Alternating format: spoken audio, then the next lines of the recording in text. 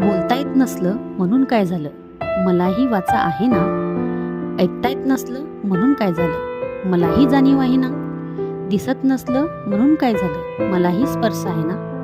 बुद्धी नसली म्हणून काय झालं, मलाही समज आहे ना.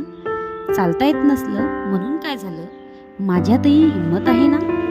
आज अपंग असलो म्हणून काय झालं, मीही एक माणूसच आहे ना.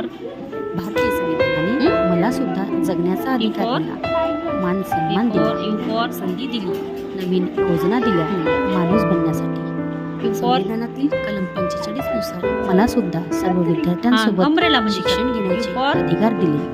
मला या संधीचा अभिमान वाटतो. मी पण खूप खूप शिकणार आणि शिकून खूप मोठं होणार, खूप मोठं होणार. काय सांग क्यू शेवटी माणूस हा उत्तम संस्कार आणि शिक्षणामुळे